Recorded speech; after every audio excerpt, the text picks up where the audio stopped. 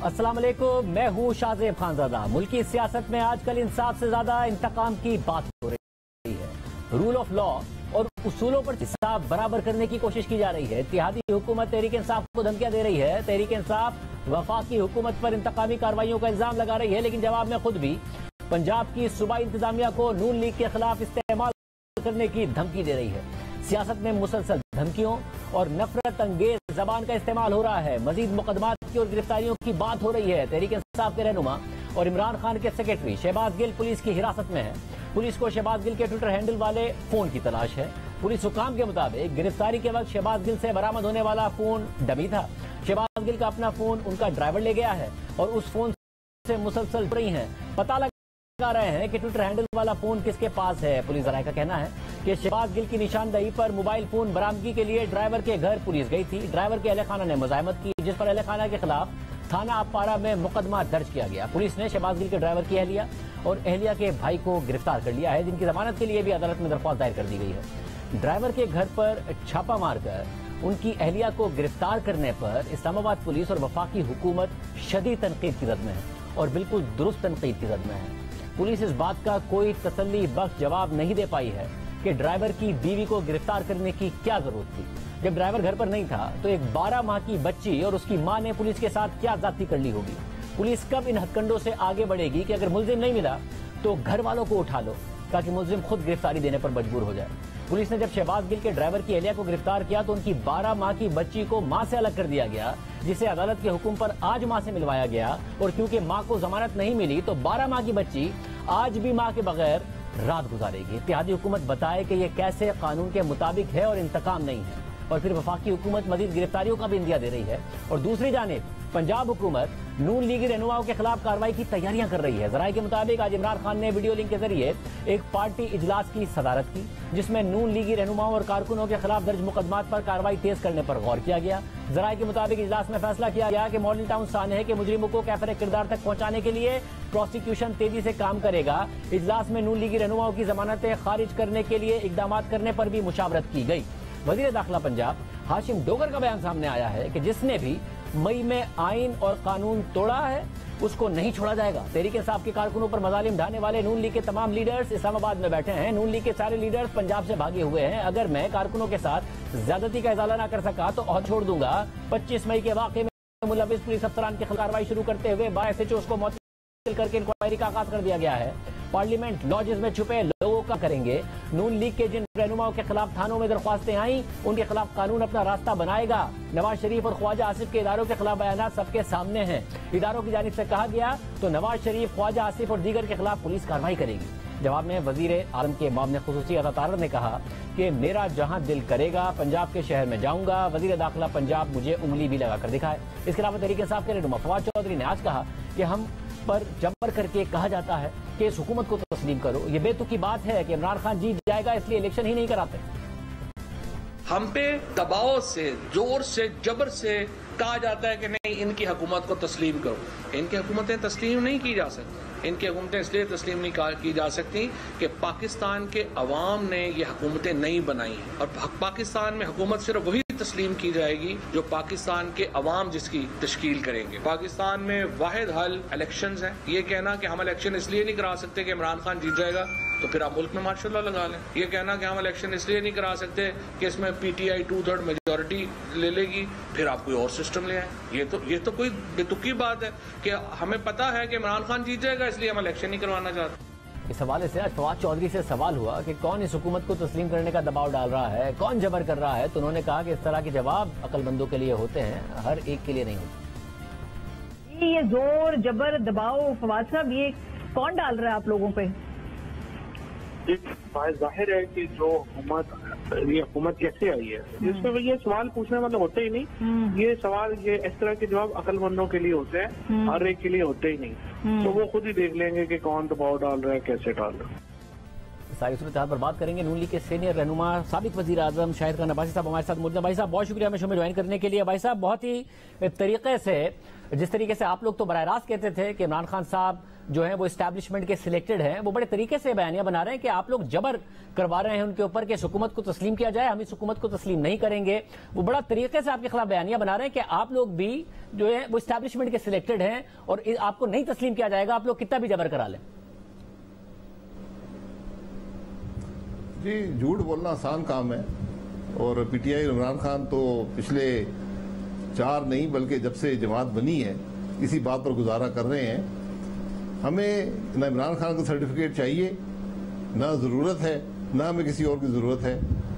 अदम एतमाद के ज़रिए जो जॉइंट अपोजिशन इक़्तिदार में आई है और इंशाअल्लाह अपनी टर्म पूरी करेगी, उसके बाद इलेक्शन में जाएंगे, यही मुल्क का आईन कहता है। तो इमरान खान साहब अगर नहीं कबूल करते तो कबूलियत का यहाँ ज़रूरत नहीं है। साहब, अगर आप लोग ज़ाहिर है उनके गिर्द घेरा तो तंग कर रहे हैं, उनकी नाअहली की तरफ भी बढ़ रहे हैं और वो कह रहे हैं कि हम तो सीधा 2/3 मेजॉरिटी की तरफ जा रहे हैं, इलेक्शन कराए 2/3 मेजॉरिटी हम जीत जाएंगे, आप रास्ता रोक पाएंगे? जी, उनके पास मुकम्मल इख्तियार था 10 अप्रैल तक कि असेंबली डिसॉल्व करके और इलेक्शन करवा लेते। उस वक्त इलेक्शन याद नहीं आए। आज जब अपोजिशन में बैठने के बजाय पार्लियामान से राय फरार इख्तियार की तो इलेक्शन याद आ गए। तो इलेक्शन इंशाल्लाह 17 अगस्त तक हुकूमत है, उसके 60 दिन अंदर इलेक्शन हो जाएंगे, उसका इंतज़ार कर लें। तो बाकी ना कोई जबर है ना कोई ऐसी बात है। हमने किसी पर हीरोइन नहीं डाली, हमने किसी को गिरफ्तार नहीं किया। हमने जो कानून, एक शख्स था जो अपने आप को चीफ ऑफ स्टाफ कहता है इमरान खान का, जो उसने बातें की एक टीवी स्टेशन पर पूरे पाकिस्तान ने सुनी है, अगर वो बातें सारा पाकिस्तान करना शुरू कर दे, क्या वो बातें कानून के मुताबिक हैं, आइन के मुताबिक हैं, इसका फैसला आप कर लें, मैं नहीं करता। अब जब आप कानून तोड़ेंगे तो फिर आपको उसका सामना करना पड़ेगा। ऐसा मगर सामना किस तरीके से करना पड़ेगा? या रूल ऑफ लॉ हो रहा है या इंतकाम हो रहा है? फिर पंजाब हुकूमत भी कह रही है। ज़ाहिर है भाई साहब, आप भी बहुत सारे दूसरे रहनुमाओं के साथ ज़ाती तौर पर विक्टिम हैं। साबिक वजीर आजम थे आप, कुछ आपके खिलाफ साबित नहीं हुआ मगर आपको वहां रखा गया जहां पर सजा मौत के मुजरिमों को रखा जाता है। आपके साथ शदीद ज्यादती हुई, मगर नतीजा क्या है? नतीजा यह है कि आप इल्जामात कुछ साबित नहीं हुआ, आप आज यहां बैठे हुए हैं और इमरान खान को कुछ हासिल नहीं हुआ। अगर यही चीज आप लोग कर रहे हैं कि एक आदमी गिरफ्तार हो गया, उसके ड्राइवर को ढूंढने के लिए फिर उसकी अहलिया तक को गिरफ्तार कर रहे हैं, 12 माह की बेटी है, इसका आप लोग क्या हासिल कर लेंगे? जब इमरान खान कुछ नहीं हासिल कर पाए, वो फखर से बताते थे आपकी गिरफ्तारी पर अमेरिका में जाके कि जेल में डाल दिया, कुछ नहीं हासिल हुआ, कुछ नहीं साबित हुआ, तो आप लोग क्या हासिल कर लेंगे इस सब में? देखें, हमें बगैर किसी इल्जाम के, बगैर किसी सबूत के गिरफ्तार किया गया। जो कुछ हुआ वो तारीख ऐसा है, सारा पाकिस्तान जानता है। जो कुछ गिरफ्तारी एक शख्स, एक पीटीआई के आदमी की गिरफ्तारी हुई है, जिस वजह से हुई है, आप कहते हैं कि वो गलत है, गिरफ्तार नहीं होना चाहिए था, उसके खिलाफ पर्चा दर्ज कराया। ये रियासत की जिम्मेदारी थी कि जो मुल्क का आइन तोड़ेगा, मुल्क का कानून तोड़ेगा, जो इदारों में खासतौर पर फौज में निफाक डालने की कोशिश करेगा, उसके खिलाफ कार्रवाई करनी पड़ती है। वो पर्चा दर्ज कराया गया, वो शख्स हिरासत में है। जो पुलिस ने अगर उसके ड्राइवर के घर छापा मारा है, वहाँ से किसी खातून को गिरफ्तार किया है, तो बिल्कुल गलत किया है। मैं कभी किसी ऐसे काम के हक में नहीं हूँ। ये पुलिस की जाती अक्सर बदकिस्मती से होती है।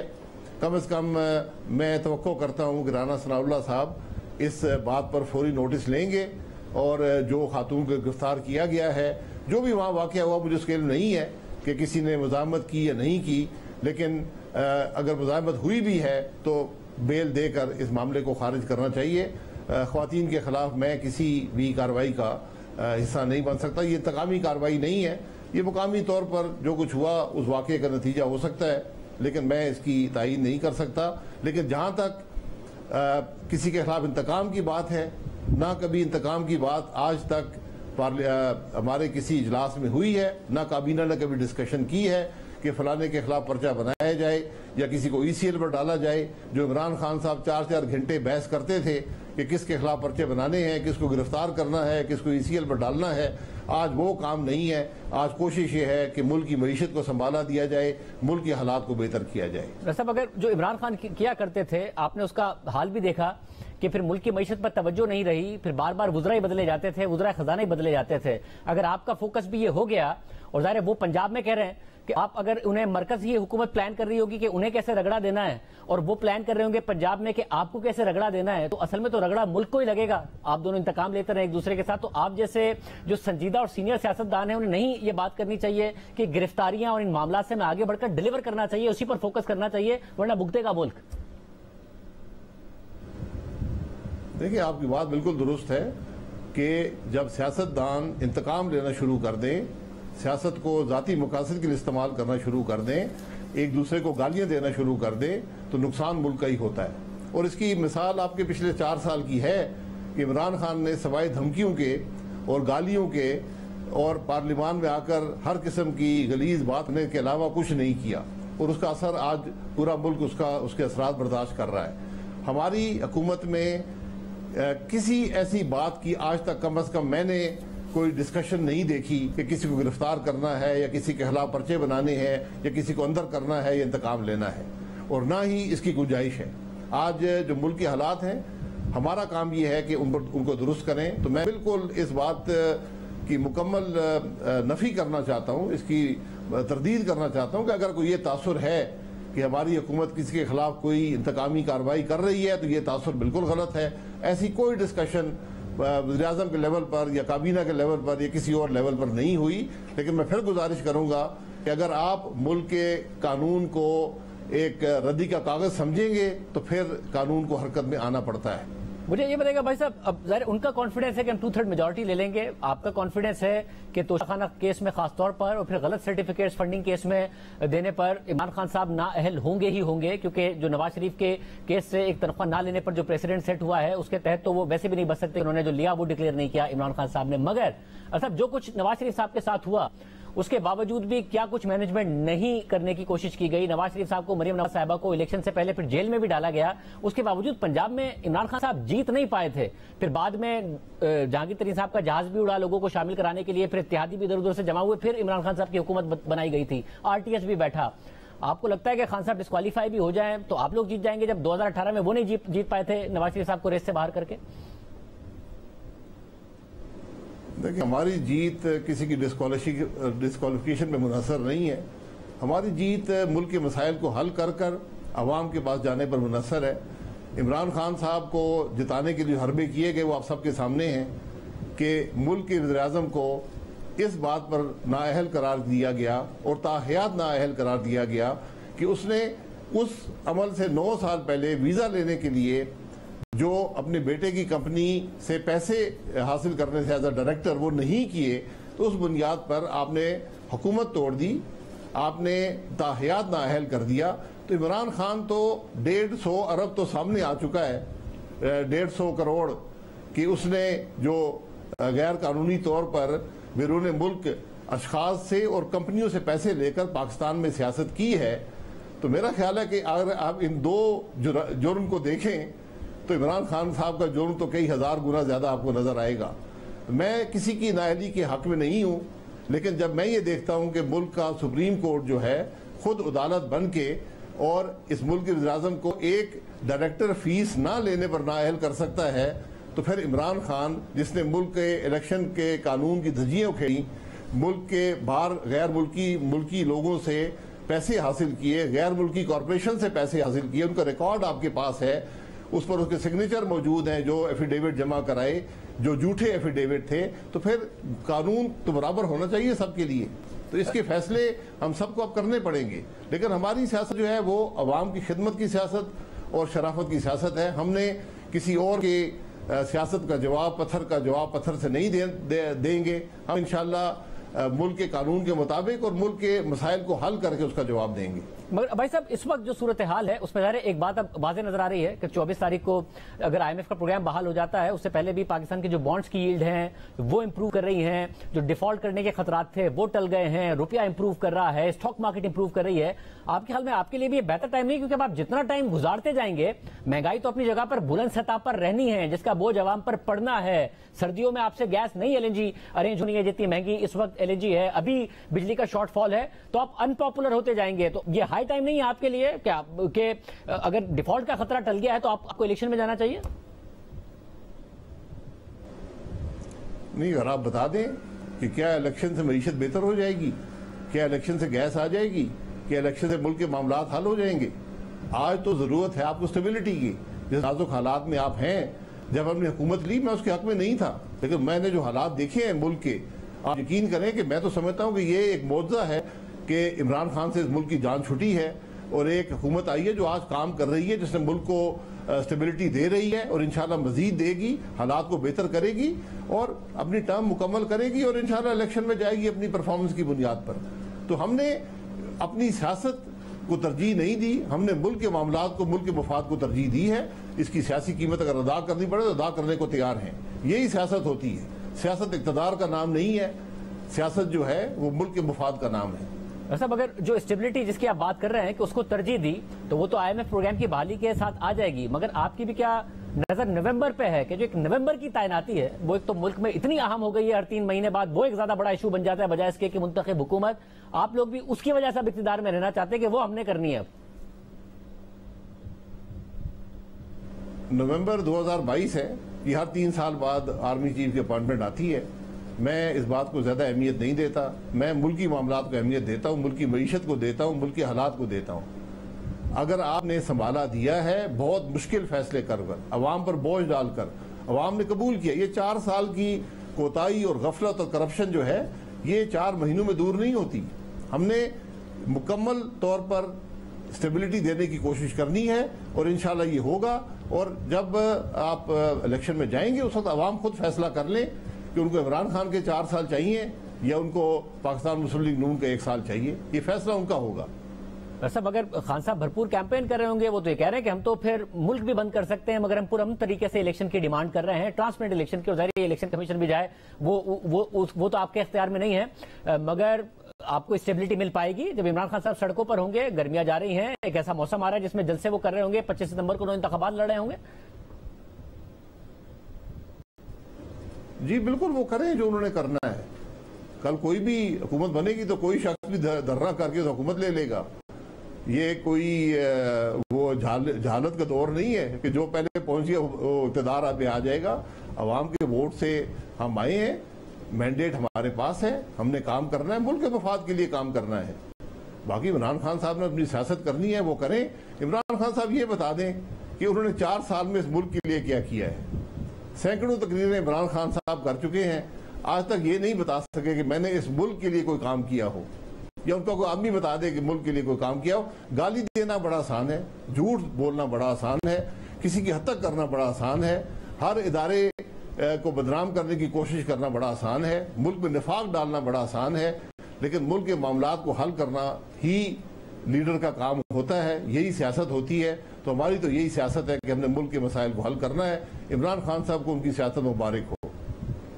बहुत शुक्रिया। साबिक वज़ीर-ए-आज़म शाहिद खान अब्बासी साहब की गुफ्तगू आपने सुनी। प्रोग्राम में आगे बढ़ते हैं। साबिक वज़ीर-ए-आज़म इमरान खान मुसलसल गलत बयानी से काम ले रहे हैं, अपने बयानिए को दुरुस्त साबित करने के लिए हकाइक को गलत अंदाज में पेश कर रहे हैं। उनके ज्यादातर दावे हकाइक के बरखिलाफ होते हैं, हकीकत से उनका कोई ताल्लुक नहीं होता है, मगर एक दावा गलत होता है तो वो नया दावा कर देते हैं और वो भी हकाइक के बरक्स होता है। अपनी गलतियों की जिम्मेदारी दूसरों पर डालते हैं और दूसरों के काम का क्रेडिट खुद को दे देते हैं, और ये बार बार कर रहे हैं। गुज़िश्ता रोज साबिक वज़ीर-ए-आज़म इमरान खान ने दावा किया कि तहरीक इंसाफ के सोशल मीडिया के कारकुनों ने यूरोपीय यूनियन की डिसइंफो लैब को बेनकाब किया, जिसमें 800 फेक वेबसाइट्स थीं जो पाकिस्तान के खिलाफ प्रोपेगेंडा कर रही थी। इसमें पाकिस्तान के कई सहाफी भी शामिल थे जो इस हुकूमत के साथ नजर आते हैं।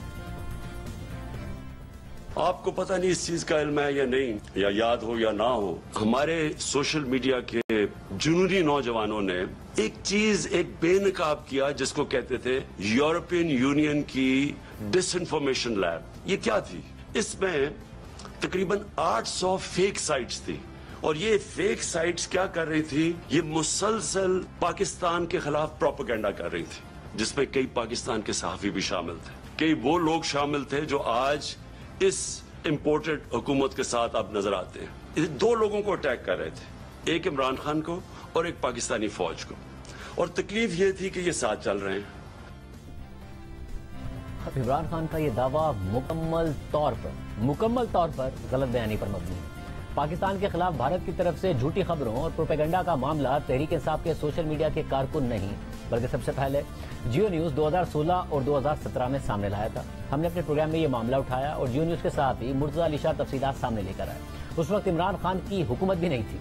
फिर EU डिसइंफोलैब की रिपोर्ट 2020 में सामने आई तो इसने इन मामलात की तस्दीक की और भारतीय प्रोपेगेंडा की सारी हकीकत खोल कर रख दी। तो फिर हमने इस रिपोर्ट को भी तफसील से कवर किया, हक़ाइक़ अवाम के सामने रखे, जिसमें EU डिसइंफोलैब ने खुद भारतीय मीडिया को बेनकाब किया था। यानी तहरीक इंसाफ के जनूनी कारकुनों ने EU डिसइंफोलैब को बेनकाब नहीं किया था, जैसा कि इमरान खान साहब दावा कर रहे हैं, बल्कि EU डिसइंफोलैब ने भारतीय नेटवर्क को बेनकाब किया था, जिसका काम ही जाली खबरें फैलाने के नेटवर्क के खिलाफ रिसर्च करना और उन्हें बेनकाब करना है। और EU डिसइंफोलैब के मुताबिक इस प्रोपेगेंडा में पाकिस्तानी सहाफ़ी मुलविस नहीं थे। हक़ाइक़ से उनका जायजा लेते हैं। 2016 और 2017 में हमने अपने प्रोग्राम में बताया था कि भारत किस तरह से दुनिया भर में पाकिस्तान को बदनाम कर रहा है, पाकिस्तान के खिलाफ मनफी खबरें फैला रहा है और पाकिस्तान मुखालिफ बयानियां बना रहा है, लॉबिंग कर रहा है। रवा माह के आगाज से अचानक से स्विट्जरलैंड के शहर जिनीवा में बलोचिस्तान से मुतालिक पोस्टर्स और बिल बोर्ड जगह जगह नजर आ रहे हैं। पाकिस्तान में अक़लियतों के तहफ़्फ़ुज़ से मुतालिक मनफी प्रोपेगेंडा किया जा रहा है। इस प्रोपेगेंडे के पोस्टर्स रक्षों पर और टैक्सियों पर चस्पा हैं और इस मज़मूम मुहिम की टाइमिंग और मकाम बहुत अहम है। ये सब ऐसे वक्त में हो रहा है जब जेनेवा में अक़वाम मुत्तहिदा की ह्यूमन राइट्स काउंसिल का 36वां इजलास हो रहा है। इंसानी हकूक़ की काउंसिल का 36वां इजलास हो रहा है। गुज़िश्ता साल भी सितंबर के महीने में जेनेवा में ऐसा ही कुछ हुआ था, लेकिन गुज़िश्ता साल भी इस काम को अंजाम देने वाले पैसे देकर किराए के मुजाहिरीन लाए गए थे। मतलब पिछले साल भी जेनेवा गए थे।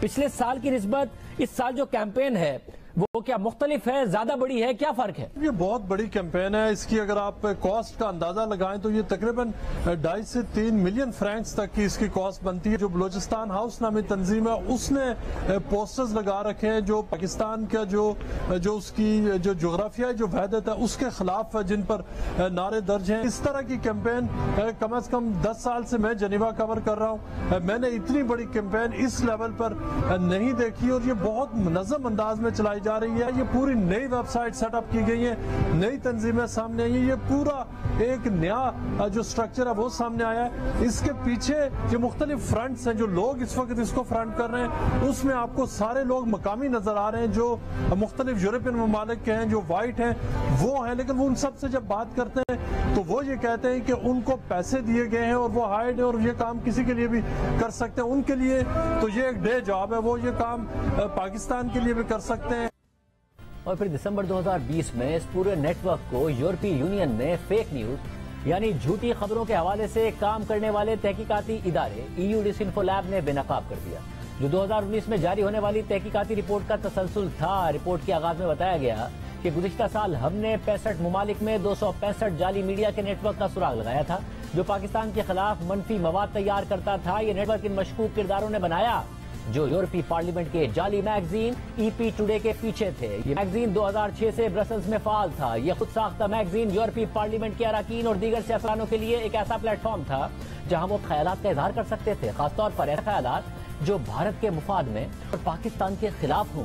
उनमें कुछ यूरोपीय अरकान पार्लियामेंट और दीगर सियासतदान अक़वाम मुत्तहिदा के साइड इवेंट्स, प्रेस कॉन्फ्रेंसेस और अक़लियतों के हुकूक के इदारों के मुजाहिरों में शिरकत करते हैं, जिनका इनेकाद यही मशकूक किरदार करते हैं। रिपोर्ट के मुताबिक तहकीक में यह बात सामने आई कि द टाइम्स ऑफ जेनेवा नामी एक जाली मीडिया और उसके साथ मुबैना तौर पर जेनेवा में काम करने वाली पोर न्यूज एजेंसी तहरीरी और वीडियो कंटेंट तैयार करती है, जिसे ये NGOs ऑनलाइन इस्तेमाल करती हैं और फिर भारतीय न्यूज एजेंसी ANI और दीगर जाली मीडिया नेटवर्क के जरिए फैलाया जाता है। इस सारे ऑपरेशन का ताल्लुक दिल्ली में वाक़या श्रीवास्तवा ग्रुप से जुड़ता है, जिसने women's economic and social think tank की पार्टनरशिप के साथ यूरोपीय यूनियन के 27 अरकान के दौरा कश्मीर को स्पॉन्सर किया और भारतीय वजीर आजम नरेंद्र मोदी से उनकी मुलाकात भी कराई। रिपोर्ट के मुताबिक तहकीक में हमने इन वेबसाइट्स, डोमेन नेम्स और ईमेल एड्रेसेस को छोड़ दिया था जिसमें मजीद छानबीन की जरूरत थी और पिछले कुछ महीनों के दौरान हमने इन मामलात को मजीद गहराई से देखा और अपनी तवज्जो commission to study the organization of peace नामी NGO पर रखी। रिपोर्ट के मुताबिक छानबीन बाद हमें इस बात का एहसास हुआ कि ये अमरीकी NGO जो अक़वाम मुत्तहिदा के इकोनॉमिक एंड सोशल काउंसिल से तस्लीम शुदा है, वो 70 की दहाई से गैर फाल हो गई थी और फिर 2005 में जाकर अचानक दोबारा से फाल हो गई। रिपोर्ट के मुताबिक इस इदारे की शनाख्त को इन्हीं अनासिर ने हाईजैक कर लिया जिनकी निशानदही हमने अपनी हालिया तहकीक में की थी और हैरानकुन तौर पर हमें ये पता चला کہ یہ ادارہ نہ صرف دوبارہ منظر عام پر آیا بلکہ اس کے سابق چیئرمین جنہیں امریکہ میں عالمی قوانین برائے انسانی حقوق کے بانیوں میں سمجھا جاتا ہے اور جو 2006 میں ہی انتقال کر چکے تھے، انہوں نے اس ادارے کے ذریعے 2007 میں اقوام متحدہ کی کونسل برائے انسانی حقوق کے اجلاس میں شرکت کی اور 2011 میں فرینڈز آف گلگت بلتستان کی طرف سے واشنگٹن ڈی سی میں جو تقریب منعقد ہوئی اس میں بھی شرکت کی۔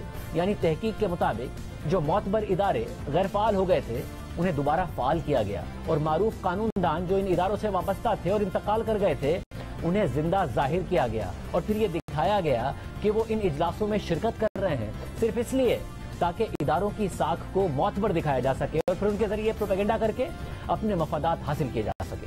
رپورٹ کے مطابق اس انکشاف کے بعد سے ہم نے اقوام متحدہ سے تسلیم شدہ NGOs کے ایک پورے نیٹ ورک کو بے نقاب کیا جو بھارتی مفاد کی تشہیر کرتے ہیں اور مستقل پاکستان کو تنقید کا نشانہ بناتے ہیں۔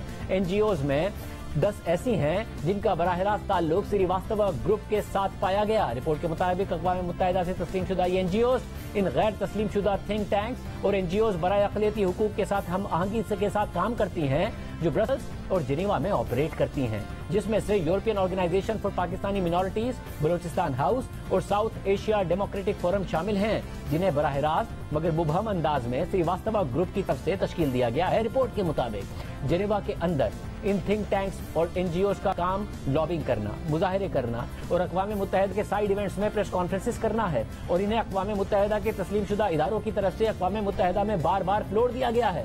رپورٹ میں اس بات کا جائزہ لیا گیا کہ کس طرح بھارتی میڈیا یورپی یونین سے ایسے اعلانات کو منسلک کر رہا ہے جو یونین کے بجائے صرف پارلیمنٹ کے ایک رکن کی رائے ہوتی ہے، جس کا طریقہ یہ ہوتا ہے کہ پہلے یہ بیان EU کرونیکلز میں شائع ہوتا ہے اور پھر اسے بھارتی میڈیا اٹھا کر اپنا رنگ دے دیتا ہے۔ رپورٹ کے مطابق بھارتی نیوز ویب سائٹ نے ایک خبر چلائی کہ یورپی پارلیمنٹ نے بھارتی فوج کی پاکستان میں سرجیکل اسٹرائک کی حمایت کی، لیکن دراصل یہ صرف ایک رکن کی رائے تھی، نہ کہ پوری یورپی پارلیمنٹ کی رائے تھی۔ اسی طرح DNA نامی ویب سائٹ نے خبر چلائی کہ یورپی پارلیمنٹ نے پاکستان سے متعلق کہا ہے کہ بھارت میں دہشت گرد چاند سے نہیں آ رہے، لیکن دراصل یہ صرف ایک رکن کا بیان تھا۔ رپورٹ کے مطابق اسی طرح DNA نامی ویب سائٹ پر خبر چلائی گئی کہ کشمیر میں یورپی یونین کے وفد نے کہا کہ جموں کشمیر میں زیادہ تر دہشت گرد پاکستان سے آئے ہیں، لیکن دراصل یہ یورپی یونین کا سرکاری وفد ہی نہیں تھا۔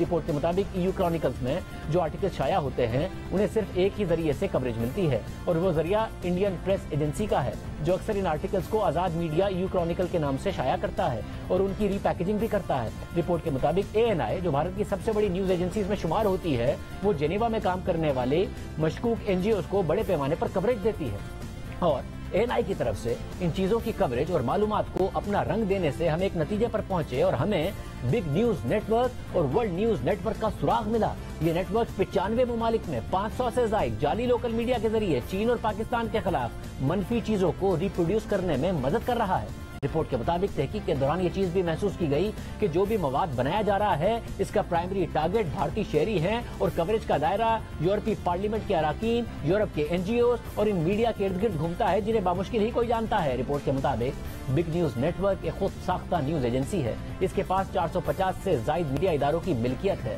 اور 450 میڈیا ویب سائٹس میں زیادہ تر ویب سائٹس پر صرف کاپی پیسٹ کیا جاتا ہے۔ ان کا مواد بھی اوریجنل نہیں ہوتا ہے۔ یہ ادارے زیادہ تر نیوز وائر کمپنیز، عالمی میڈیا اور بھارتی نیوز ایجنسی کا مواد کاپی پیسٹ کرتے ہیں۔ ڈس انفو لیب کی تحقیق کے مطابق ہماری تحقیق سے یہ ظاہر ہوتا ہے کہ جو آپریشن سری واستوا گروپ نے شروع کیا اور جسے بڑھانے میں بھارتی نیوز ایجنسی ANI نے اہم کردار ادا کیا، وہ آپریشن 2005 سے شروع ہوا ہے اور اب تک چل رہا ہے۔ رپورٹ کے مطابق اس آپریشن کا مقصد ان ممالک کو بدنام کرنا ہے جو بھارت کے ساتھ تنازع میں ہیں، بالخصوص پاکستان اور ایک حد تک چین بھی۔ اس آپریشن کے طویل مدتی مقاصد میں بھارت کے اندر پرو انڈین اور اینٹی پاکستان جذبات کو قوت فراہم کرنا، عالمی طور پر طاقت کا حصول اور بھارت کی ساکھ کو بہتر کرنا اور دیگر ممالک کی ساکھ کو نقصان پہنچانا ہے تاکہ یورپی یونین اور اقوام متحدہ جیسے اداروں سے مدد حاصل کی جا سکے۔ اس کے علاوہ برسلز اور جنیوا سمیت دنیا بھر میں جعلی میڈیا کی تشکیل کرنا اور ANI کے ذریعے معلومات کی ترسیل کرنا اور 97 ممالک میں مبہم میڈیا نیٹ ورکس کے ذریعے ان ممالک کے خلاف مواد کو بار بار چلانا بھی مقاصد میں شامل ہے جو بھارت کے ساتھ تنازع میں ہیں،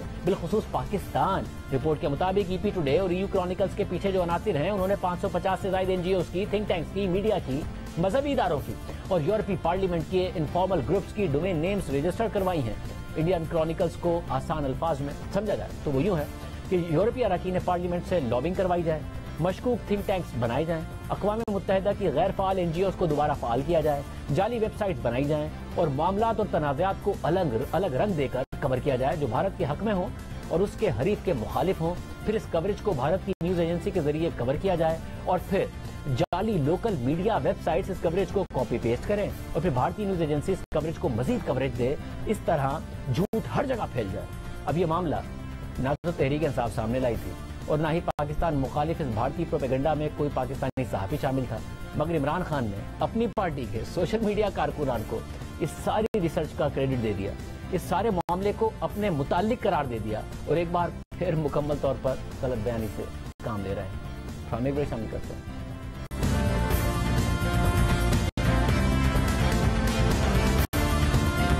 प्रोग्राम में आगे बढ़ते हैं। गुज़िश्ता चंद दिनों से सोशल मीडिया पर खबरें सामने आ रही हैं कि खैबर पख्तूनख्वा में मालाकंड, लोअर दीर और बिलखुसूस सवात में तालिबान की मुबैना वापसी हो गई है। अभी तक सामने आने वाली इतलात के मुताबिक खुद को तालिबान कहलवाने वाले इन मुसल्लह अफराद ने सवात और मालाकंड के मुख्तलिफ इलाकों को अपने कब्जे में ले लिया है और वहाँ की आवाम से भत्ता भी वसूल किया जा रहा है। इन इलाकों में मुसल्लह अफराद गश्त भी कर रहे हैं और गुज़िश्ता चंद दिनों से इन इलाकों में से सिक्योरिटी एहलकारों पर हमले और यरगमाल बनाने के वाकयात भी रिपोर्ट हो चुके हैं। सवात के इलाके मट्टा के करीब पहाड़ी इलाकों में चंद दिन पहले एक डीएसपी को भी साथियों समेत यरगमाल बनाया गया था, मगर बाद में जिरगे के साथ मुज़ाकरात के बाद डीएसपी और उनके साथियों को रिहा कर दिया गया। इसके अलावा गुज़िश्ता हफ्ते मालाकंड डिवीजन में तहरीक इंसाफ के रुकन सूबाई असेंबली मलिक लियाकत खान पर भी हमला किया गया था, जिसमें उनके भाई और भतीजा जा बहक, जबकि मलिक लियाकत खान भी शदीद जख्मी हुए। खैबर पख्तूनख्वा के शुमाली इलाकों में दहशतगर्दी के वाकयात में तेजी से इजाफा अवाम में खौफ और हिरास का बाइस बन रहा है, जिससे वहां कई सालों तक जारी रहने वाले फौजी ऑपरेशन के बाद कायम होने वाले अमन अमान की सूरत हाल पर भी सवालात खड़े हो रहे हैं। गुज़िश्ता रोज साबिक वज़ीर आज़म इमरान खान ने अपने खिताब में भी इसका जिक्र किया था, मगर इसे भी अपनी जमात के खिलाफ साजिश करार दे दिया था। उनका कहना था कि हम खैबर पख्तूनख्वा में टीटीपी की सरगर्मियां देख रहे हैं, तहरीक इंसाफ के एमपीएस को टारगेट किया जा रहा है और उन्हें धमकियां आ रही हैं, इसमें भी साजिश देख रहा हूं। मगर वज़ीर आला खैबर पख्तूनख्वा के मामले खसूसी बैरिस्टर सैफ ने जियो न्यूज के प्रोग्राम कैपिटल टॉक में कहा कि तहरीक तालिबान के साथ हुकूमत पाकिस्तान का ऑफिशियली सीज फायर है। एतमाद के साथ कह सकता हूं कि उनकी तरफ से सीज फायर की खिलाफ वर्जी सामने नहीं आई है। तहरीक तालिबान की तरफ से एलामिया आया है जिसमें उन्होंने तहरीक इंसाफ के एमपीए पर कातिलाना हमले से इनकार किया है। ये भी बैरिस्टर सैफ ने कहा। उन्होंने कहा कि तहरीक तालिबान ने इसकी मजम्मत की है। अब ये दोनों मुतजाद बयानात अपनी जगह, लेकिन लोअर दीर, मालाकंड, सवात और उनके अतराफ के इलाकों में सिक्योरिटी खदशात अभी भी मौजूद हैं। वहां पर अभी क्या सूरत हाल है, इस हवाले से बात करेंगे नुमाइंदा जियो न्यूज महबूब अली से, जो इस वक्त सवात में मौजूद हैं, जिन्होंने इससे पहले भी तालिबान के सवात पर कब्जे और फिर उसके बाद तालिबान के खिलाफ ऑपरेशन को करीब से कवर किया और सवात की सूरत हाल पर गहरी नजर रखते हैं। उनसे पूछेंगे वहां की सूरत हाल क्या है। साथ बता दें आपको कि हमने बैरिस्टर सैफ समेत खैबर पख्तूनख्वा हुकूमत के मुतादिद वज़रा को दावत दी, मगर वो नहीं आए। महबूब, बहुत शुक्रिया मैं शो में ज्वाइन करने के लिए। क्या ये दुरुस्त है कि तालिबान की तरफ से कदम जमाए जा रहे हैं, कार्रवाइयां ऐसी हो रही हैं, अब ये अलग से कोई अस्करियत पसंद अनासिर हैं या वाकई तालिबान हैं? आप बहुत अरसे से इस इलाके को जानते हैं, पहले भी जब 2007-06 में मामलात हुए वो आपने रिपोर्ट किए। ये कौन लोग हैं, क्या मामला है? बहुत शुक्रिया शाहजेब साहब। और जिस तरह कि आपने अपने इंट्रो में भी कहा कि तालिबान ने इससे पहले भी मलाकन डिवीजन के मुख्तलिफ इलाकों में खैर जमायत सवात के अलावा लोअर दीर, अपर दीर और शांगला के इलाकों में ये लोग पहले भी आए थे। इस दफा की जो सूरत हाल है वो कि वो कदरे मुख्तलिफ है, लेकिन इसमें कोई शक नहीं है कि स्वात आने वाले ये लोग जो है इनमें बेशतर का ताल्लुक जो है वो टीटीपी से है, वो तालिबान से है। और वो लोग खुद भी ये हैं कि हम यहाँ पर जो आए हैं तो हम एक अमन मुआहिदे के तहत जो है हम मलाकन डिवीजन के मुख्तलिफ इलाकों में आए हैं। ज़राए के मुताबिक इन लोगों की तादाद जो है वो तकरीबन 200 से लेकर 250 के दरमियान है और ये अपने अपने इलाकों में आए हैं, जिनमें से बेशतर जो तालिबान है उनका ताल्लुक स्वात के तहसील मटा के जो बाला इलाके हैं जिसमें कनाला, इसके अलावा जो दीगर बाला इलाके हैं उनसे उनका ताल्लुक है। तालिबान जो है जब वो आए हैं तो जिस तरह ने अपने इंट्रो में भी कहा कि एक डीएसपी को उन्होंने तहवील में लिया था, बाद में उस डीएसपी को छोड़ दिया गया था, जिनको जख्मी किया गया था और वो इस वक्त भी उनको पेशावर मुंतकिल कर दिया गया है जहां पर उनको ट्रीटमेंट दी जा रही है। सूरत हाल ये है कि तालिबान के आने के बाद न सिर्फ स्वात में बल्कि पूरे मलाकन डिवीजन में लोगों में एक नया खौफ हिरास भी फैल गया है और लोग ये समझते हैं कि खुदा न खास्ता जो यहाँ पर साल 2007 से लेकर 2009 के दरमियान जो हालात खराब हो गए थे, खुदा न खास्ता वो हालात दोबारा खराब ना हो जाए। اس سے اہم بات شاہزیب صاحب یہ ہے کہ جب یہ لوگ یہاں پر آئے ہیں تو جو مقامی میڈیا ہے، جو صحافی ہے، جب وہ پولیس اہلکاروں سے بات کرتے ہیں، جب وہ پولیس اعلی حکام سے بات کرتے ہیں، ریجنل پولیس آفیسر DPO سے بات کرتے ہیں، تو وہ لوگ اپنا موقف ہی دینا چاہتے ہیں۔ جو لوور رینک کے جو پولیس آفیسرز ہیں SHO کے لیول یا DSP کے لیول، وہ آف دا ریکارڈ ہم سے گفتگو ضرور کرتے ہیں، لیکن وہ لوگ خود بھی اتنے کنفیوز ہے کہ ان کو خود یہ پتہ نہیں ہے کہ یہ ہو کیا رہا ہے۔ اگر طالبان اس علاقے میں آئے ہیں تو کیا وہ سرچ آپریشن کر سکتے ہیں، کیا ان کے خلاف وہ بندوق اٹھا کر لے جا سکتے ہیں یا نہیں جا سکتے، وہ لوگ خود انتہائی کنفیوزڈ ہے۔ دوسری جانب جو ہمیں ذرائع سے خبریں ملتی ہے طالبان کی طرف سے، تو ان کا یہ موقف ہے کہ ہم تو ایک امن معاہدے کے تحت اپنے علاقے میں آئے ہیں اور ہم سرکاری املاک کو نقصان نہیں پہنچانا چاہتے اور ہم پرامن اپنے علاقے میں رہنا چاہتے ہیں۔ تو یقیناً ایک گمبھیر صورتحال ہے، اور اس تمام تر صورتحال کا جو ایک ایفیکٹ ہے وہ یہ ہے کہ جس طرح کہ سوات ایک سیاحتی علاقہ ہے، اور ہر سال سوات کے جو سیاحتی مقامات ہے جس میں کالام ہے، مانم جبہ ہے، اتروڑ ہے، ان علاقوں میں سالانہ 20 لاکھ سے زیادہ سیاح ان علاقوں کا رخ کرتے ہیں۔ گزشتہ دنوں جب ہماری بات ہو رہی تھی کالام کے مختلف ہوٹل اونر سے، تو ان کا یہ کہنا تھا کہ ہمارے پاس اس سال 20 اگست تک بکنگ مکمل ہے اور ہوٹلوں میں کمرے جو ہے وہ نہیں ہے۔ لیکن اس وقت اگر میں آپ کو کالام کی صورتحال بتاؤں تو شاید کالام میں 5% بھی سیاح نہیں ہے، سارے لوگ ڈر کی وجہ سے واپس چلے گئے ہیں، اور یقیناً یہاں پر کی جو اکانومی ہے اس پر بہت برا اثر پڑا ہے۔ صاحب اب عمران خان صاحب کا یہ کہنا ہے کہ طالبان ہیں اور یہ میرے تحریک انصاف کے خلاف وہ سازش کے طور پر دیکھ رہے ہیں۔ بیرسٹر صاحب کہتے ہیں کہ کچھ عناصر ضرور ہو سکتے ہیں، طالبان کے ساتھ تو ہمارا سیز فائر ہے، تو یہ ہیں کون لوگ؟ یہ کوئی سازش ہے؟ تو پھر خیبر پختونخوا حکومت کیا کر رہی ہے؟ ظاہر ہے وہاں پر تو ریٹ ہے خیبر پختونخوا کی، پولیس کیا کر رہی ہے اس حوالے سے؟ شاہزیب صاحب یہی سب سے بڑا سوال ہے کہ تقریباً 5 روز ہو گئے ہیں جب سے DSP ان کی تحویل میں تھا، دیگر جو اہلکار تھے وہ طالبان نے تحویل میں لیے تھے اور بعد میں ایک جرگے کے ذریعے ان کو چھوڑا گیا، لیکن آج تک صورتحال یہ ہے کہ نہ تو صوبائی حکومت کا کوئی اہلکار اس پر بیان دینے کے لیے تیار ہے۔ سوات سے پاکستان تحریک انصاف کے 7 MPAs ہے، یہاں سے ان کے 3 MNAs ہے، لیکن تمام لوگوں سے جب ہم رابطہ کرتے ہیں تو کوئی بھی بات کرنے کے لیے تیار نہیں ہے۔ اور یہی سب سے بڑی وجہ ہے کہ جب سوشل میڈیا پر مختلف میڈیا چینل پر جو خبریں گردش کرتی ہے اور جب افواہیں پھیلتی ہے تو اس کی سب سے بڑی وجہ یہ بھی ہے کہ حکومت سامنے آنے کے لیے تیار نہیں ہے۔ صرف آج کے دن صورتحال یہ ہے کہ IGP خیبر پختونخوا سوات پہنچ گئے ہیں، چیف سیکرٹری سوات میں ہے، چیف منسٹر کی CSO سوات میں ہے۔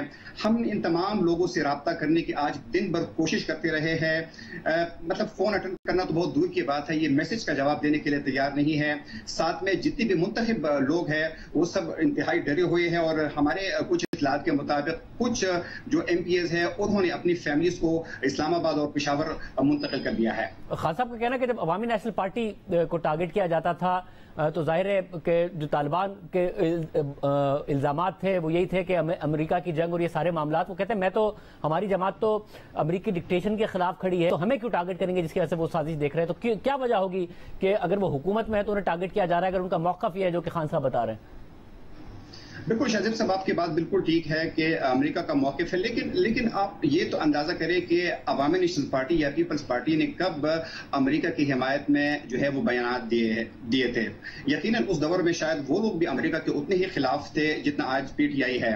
پاکستان سے محبت کرنے والے سارے لوگ ہیں، اور جب امریکہ پاکستان میں مداخلت کرتا ہے یا یہاں پر ڈرون کی بات ہوتی تھی تو سب پارٹیاں جو ہے خاص طور پر عوامی نیشنل پارٹی اس کی اس وقت بھی مخالفت کیا کرتی تھی۔ اس وقت صورتحال یہ ہے، ایک عجیب صورتحال اس حکومت کے لیے یہ ہے کہ ایک طرف تو یہ کہا جا رہا ہے کہ امن معاہدہ ہوا ہے اور جس کے ذریعے طالبان جو ہے وہ سوات سمیت لوگردیر، اپردیر، مردان اور شانگلہ کے علاقوں میں پہنچ گئے ہیں، لیکن جو سب سے وری فیکٹر ہے اس میں یہ ہے کہ اگر ان لوگوں کی وجہ سے اگر مقامی لوگ کسی تکلیف میں پڑتے ہیں یا ان کی وجہ سے مقامی لوگوں کو کوئی نقصان پہنچتا ہے تو اس صورت میں صوبائی حکومت کا کیا رد عمل ہوگا یا ان کی نمائندوں کا کیا رد عمل ہوگا، وہ سب سے بڑا سوال ہے، کیونکہ اب تک یہ لوگ خاموش ہے اور کسی قسم کا جواب دینے سے قاصر ہے۔ بہت شکریہ، میں بولی بتا رہے تھے صورتحال اس وقت خطرناک ہو رہی ہے، حکومت کو ریاست کو ایکشن لینے کی ضرورت ہے۔ پروگرام میں بریک شامل کرتے ہیں، قرآن پر بات کریں۔ معیشت کے استحکام کے حوالے سے اچھی خبریں آ رہی ہیں، دوست ممالک سے پیسے ملنے اور IMF پروگرام کی بحالی کی امیدیں مزید مضبوط ہو گئی ہیں۔ روپیہ مسلسل گر کر 240 روپے کی سطح پر جانے کے بعد مسلسل بہتر ہو رہا ہے اور آج بھی ڈالر کے مقابلے میں 3 روپے سے زائد بہتر ہو کر 218 रुपए 88 पैसे पर बंद हुआ। दिन के दौरान डॉलर इंटरबैंक में 216 और ओपन मार्केट में 215 रुपए से नीचे आ गया था। पाकिस्तान के बैनुल अक़वामी बॉन्ड्स के रेट्स मुसलसल बेहतर हो रहे हैं, जो वाज़ेह कर रहे हैं कि मुल्क का डिफॉल्ट का खतरा टल गया है। और वजारत खजाना के जराये के मुताबिक 11 अगस्त तक मुल्क में 2.5 अरब डॉलर्स का आउटफ्लो हुआ है, मगर 3.25 अरब डॉलर्स का इनफ्लो हुआ है। इसलिए पाकिस्तान में डॉलर्स ज्यादा आ रहे हैं और रुपए को इस्तेहकाम मिल रहा है। इस्लामाबाद कंट्रोल में है और 10 दिन में 1.6 अरब डॉलर्स रही है। कुछ दिन पहले ओपन मार्केट में खरीदार ही खरीदार थे और जब इंटरबैंक रेट 240 रुपए पर था तो ओपन मार्केट में 250 रुपए में भी डॉलर नहीं मिल रहा था। और अब इंटरबैंक रेट से कम पर भी ओपन मार्केट में खरीदार नहीं मिल रहे हैं। क्या पहले लोग पैनिक में डॉलर खरीद रहे थे, सट्टा हो रहा था और अब उलट हो रहा है? मामला कहां जा रहा है? Chairman exchange companies association of Pakistan Wali Bostan साहब हमारे साथ मौजूद हैं। बोस्तान साहब बहुत शुक्रिया। 240 का इंटरबैंक में 250 रुपए का भी आप नहीं दे रहे थे ओपन मार्केट में, खरीदार थे, सेलर नहीं थे। अब 218 का अगर इंटरबैंक में होता है, 215 214 पे भी खरीदार नहीं है। ये क्या उलट हो रहा है? पहले पैनिक था, अब क्या हो रहा है? अल्लाह ने बड़ा पाकिस्तान पे कर्म किया है और इस हुकूमत की कारकर्दगी भी इसमें शामिल है, क्योंकि अगर जुलाई का बजट देखें, इंपोर्ट बिल जो था वो तकरीबन 8.25 अरब डॉलर था जून का, और जुलाई में जो आया है वो तकरीबन 5.25 अरब डॉलर है। 3 अरब डॉलर का इंपोर्ट बिल कम होने ने बड़ा सहारा दिया है पाकिस्तानी रुपये को और पाकिस्तान के। इसी तरह कमर बाजवा साहब की जो अपील है वो भी बड़ी कारगर साबित हुई है और उन्होंने सऊदी और दुबई से भी बात की और फ्रेंड ऑफ पाकिस्तान ने IMF के ऑफिशियल ने कहा है कि तमाम पाकिस्तान ने हमारे मुतालबे मान लिए हैं। कोई वजह नहीं कि पाकिस्तान को अल्लाह के हुक्म से इंशाल्लाह 24 अगस्त को इजलास किस्त मिल जाएगी। तो ये बहुत बड़ा एक खबर थी और उसमें इस खबर के ऊपर जो एक्सपोर्टरों ने प्रोसीड रोकी हुई थी 1 अगस्त कि उन्होंने 215 मिलियन डॉलर इंटरबैंक में सेल किया और आपने देखा उसी दिन डॉलर 10 रुपए जो है वो गिरा और समझदार लोगों ने इसका समझदारी का सबूत दिया। उन्होंने 250 में 240 में बेचा और अब जो है जो लोग रुके हुए थे वो भी अब बेच रहे हैं और एक वक्त आएगा डॉलर 180 में बेच के रो रहे होंगे हमने अपना क्यों नहीं 250 में बेचा। अब आ वाली बात है, डॉलर खरीदने वाले कोई नहीं है, बेचने वालों की कतारें लगी और हमारे पास पैसे खत्म हो जाते हैं। अल्लाह का शुक्र है, मैं आवाम का शुक्रिया भी अदा करता हूँ और ओवरसीज पाकिस्तानियों का। उन्होंने बड़ा ऐसे मुश्किल वक्त में पाकिस्तान का साथ दिया। हमने उनसे अपील की थी और आपके प्रोग्राम में की थी कि मैंने कहा कि डॉलर 185 का हो जाएगा, पाकिस्तानी रुपए में सरमायाकारी करें, डॉलर बेचें। तो बड़ी तादाद में लोग डॉलर बेच रहे हैं। रोजाना एक्सचेंज कंपनी के अकाउंट में पहले 10 से 15 मिलियन डॉलर लोग फरोख्त करने आते थे और रियाल और दिरहम, अब रोजाना 20 से 25 मिलियन डॉलर रोजाना अपने रियाल, दिरहम, पाउंड, यूरो, डॉलर बेचने आ रहे हैं और हमारे पास यकीन करें कैश खत्म हो जाती है। इतना अल्लाह का शुक्र है पाकिस्तानी कौम रुपये में सरमायाकारी करी और डॉलर बेच रही है। तो इंशाल्लाह ये किस्त मिल जाएगी। डॉलर का रेट वही जो मैंने कहा था 185 और 190 का हो जाएगा।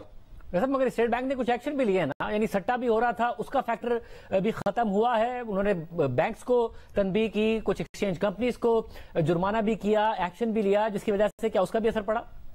एक्सचेंज कंपनी तो वो सट्टेबाजी में मुलव्वस नहीं, लेकिन उन्होंने ये जरूर कि कुछ एक्सचेंज कंपनियां जो है वो 1% से ज्यादा मुनाफा सेल कर रही थी, उन पे उन्होंने प्लेंटियां लगाई, कुछ ब्रांचें भी बंद की, तो उससे भी बड़ा फर्क पड़। लेकिन ज्यादा बैंकों का रोल था, जो डॉलर जो है 20-20 रुपए महंगी एलसियां जो है वो ओपन कर रहे थे, तो उसकी वजह से पैनिक आया हुआ था। वो पैनिक अब खत्म हो गया। स्टेट बैंक ने बर वक्त एक्शन लेके उनको काबू कर लिया और कुछ लोगों के खिलाफ इंक्वायरी चल रही है। आप देखेंगे क्या फैसला होता है। बहुत शुक्रिया। आज के प्रोग्राम में इतना ही। इजाज़त दीजिए। अल्लाह हाफ़िज़।